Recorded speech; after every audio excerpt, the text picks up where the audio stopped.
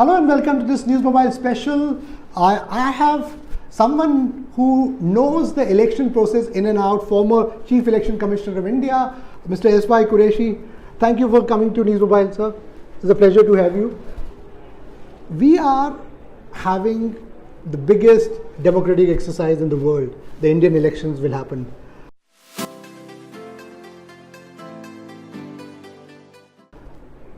A lot of young viewers are watching you today.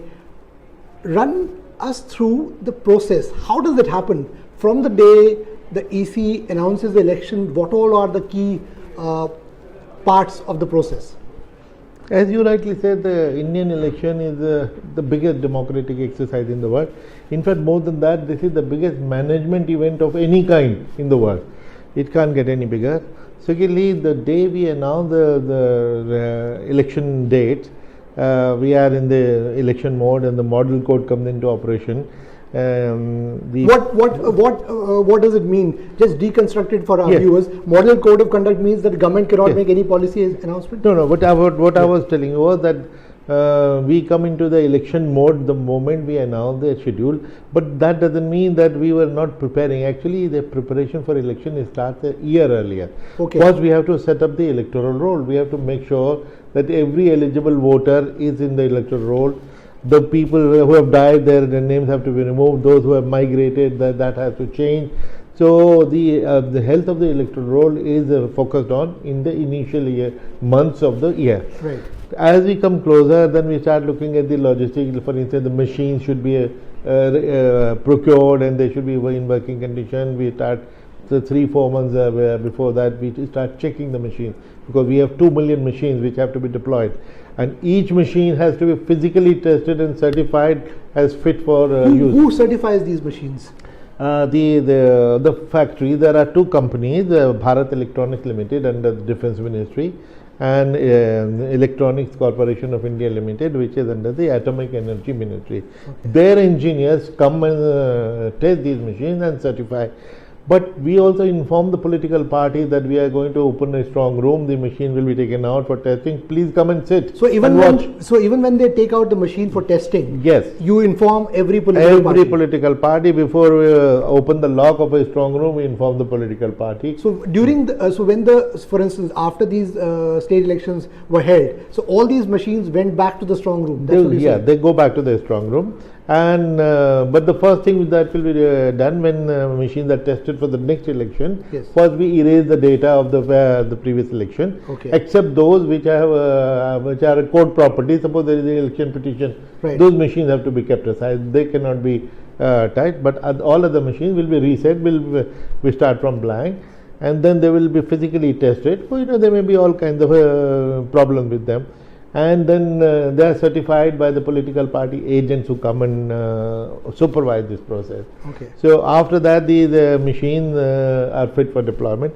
Second time the machines are tested is when the candidate setting is done.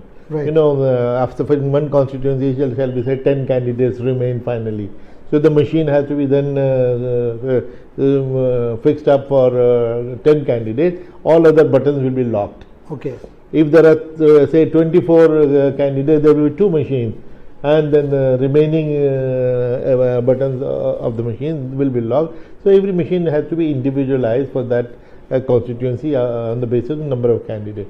That is the second time when each machine is tested. Right. And a mock poll done. About 50, 60, 100 votes will be cast, and so that you see that these were 10 votes were cast for one party. How many votes have gone there? So every machine, you're saying 2 million machines.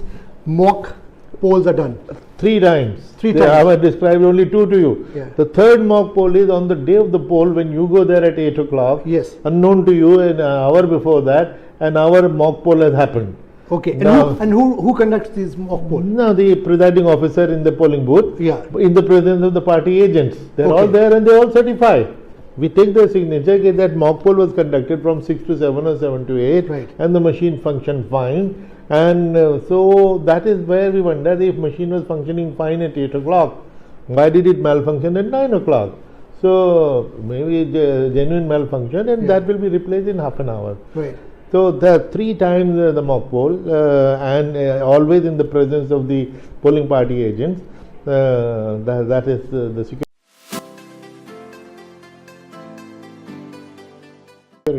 lot of controversies around the EVM now. Can you say conclusively, obviously you're somebody with great high level of integrity, I would say, that the machines cannot be tampered with? Yes, the machines cannot be tampered with because we have so many checks and balances. First of all, when we build the machine in the factory, of course the chip is imported from outside because we don't make chip in India. Yeah. Either it's imported from USA or Japan because these are the only two countries which make chip. But is there a possibility that the chip itself? Let me plant a conspiracy theory here. Can somebody tamper with the chip itself? No, I don't think so, because what will they plant? Because there is no fixed button for any candidate or any party. Right. For instance, now these days people are accusing BJP. Yeah. Now there is no fixed button for BJP. Right. A BJP candidate, Arun Kumar, his button will be number 1. Shravan Kumar, his number will be number 7. So how can you prefix a button in the? And that will also vary from constituency to constituency. Exactly. So that's not possible. And then we have many checks, and on top of everything, we have 5 professors of 5 IITs. Right. Who know their technology. They are the guys who certify the safety of technology at every stage. Unless they certify, we don't take any technical decision. Right. Run us through the process of what happens the day before the elections. How is it read? What time do the polling party reports to the center? How does it happen? Well, a day before, of course, we start deploying the polling parties. And in fact, I would like to tell you that the deployment of machines is randomized. Which machine from the factory to the state we decide. That's decided by the CEC or EC decides? EC decides as an institution that we decide that, for instance, there are only 2 companies, as I told you, and all the states of the country are divided in between these 2 companies. Suppose for UP it is BEL. Yeah. So we tell BEL that please send 2 lakh machines to UP. Okay. Now that we decide. But in UP, which district and which constituency the machines will go to, even we don't know. Computer decides, randomized. So therefore, if you do any pre-engineering, you don't know where the machine is going to. Yeah. Right. Secondly, even there was a time when polling party of 5 was pre-decided. Suppose we appointed a headmaster of a school. We will say, all right, his clerk, his accountant, let us be 5, so that better coordination. Then we realized that better coordination also meant that buy 1 and get 4 free. Yes. You bribe the 1 person and all of them will toe the line. So the 5 people are drawn from 5 different departments by the computer. Again, there is no coordination. No, suppose tomorrow morning is the poll at 8 o'clock, today at 4 o'clock, 5 o'clock in the evening, the 5 people who will be in that polling station will get to see each other only at 5 p.m. And then which machine they will be given to them, that will be given to them at 6 p.m. And look, this is your machine and you 5 are going to polling station A, please now march. So this is just like a random total randomization, and there is no possibility of prefixing and of or okay. So going back to my previous question, so what happens once the election schedule has been announced by the EC? How do they do that when they decide on a date? Because there was a fake forward which was going around. We busted that fake news as well.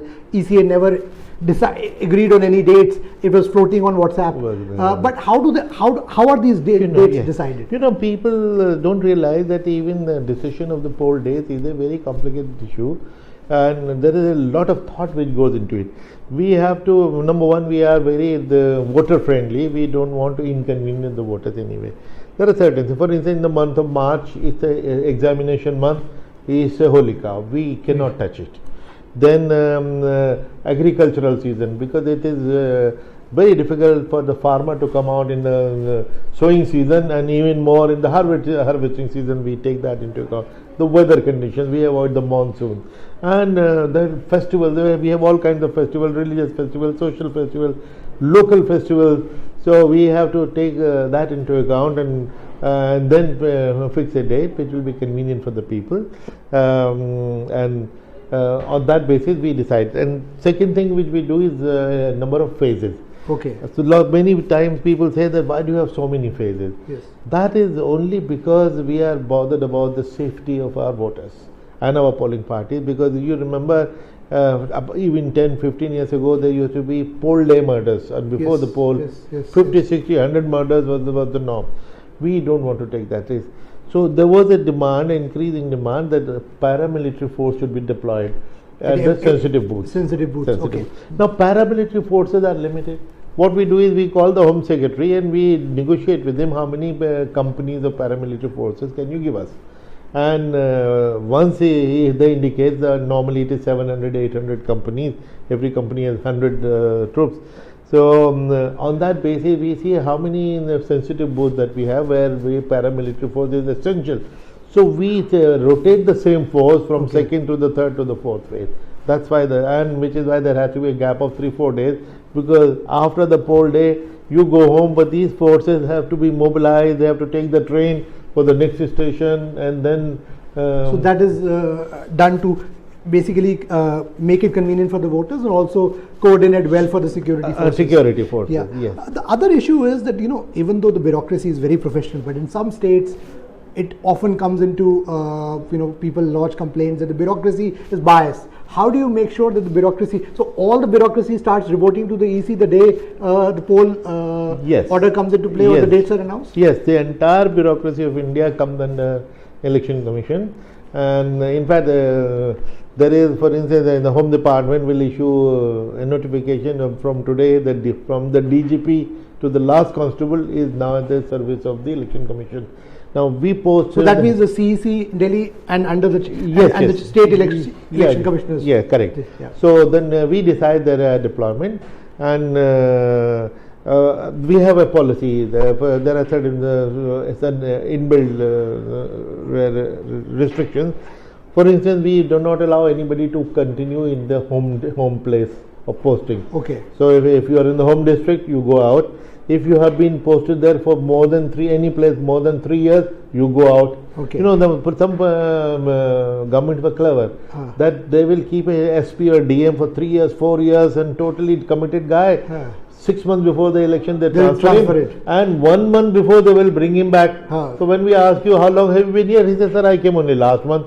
So we change the rule. Say if you have been there for 3 years in the last 4 years, then also you go. Oh, so you busted that. Yeah. Because we know how to isolate these guys who are not because neutrality is non-negotiable. Totally non-negotiable. Which is why we have changed chief secretaries, home secretaries, and the DGP. Not to talk of the DM and the SP. That they keep changing routinely. Because if the opposition parties come and give us complaint, which is credible to us that these guys are not neutral, we don't take risks, we change them. Yeah. There is also, sometimes the EC also comes under criticism that you're not able to monitor everything because so much of money is used. Even though a great extent you keep on having raids, illegal liquor get caught, the cash recovery is also there. How do you get information? Because during the election process, does EC have its own set of informers, or do you rely on various agencies to? So our best informers are the opposition parties. Okay. Because they're right there in the field. They get to know first, and we keep our eyes and ears open.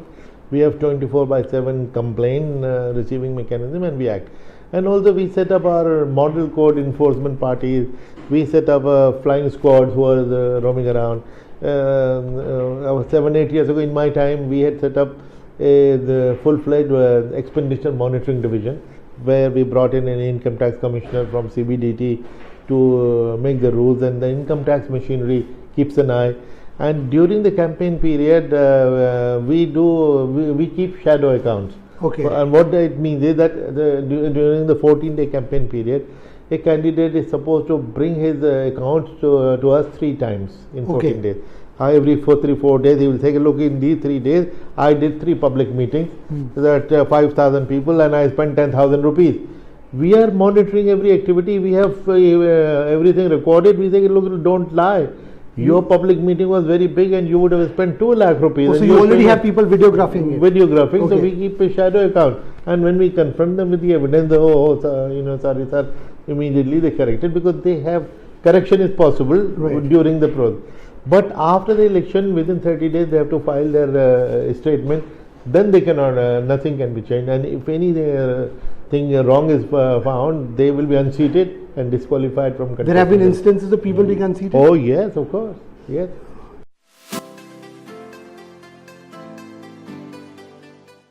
And what is the, on that voter, you explained to us, what about the counting day? How does that work? What is the process there? Just explain to our viewers. Well, again, on the counting day, we had about 4,000 counting centers where we have our trained staff, maybe even from the banks, public sector banks and others. So, typically a machine will be brought out, EVM, and it's a number, first it is the seal thing. So, the seal number, and it is a paper seal printed in currency press at Nasik with a specific unique number. Okay, look, this is the machine from such and such polling booth, and everybody has a record in the tally, yes. And then the machine is plugged into electricity, and then it starts showing. Okay, look, machine will show its own number. Okay, look, my number is so and so. Okay.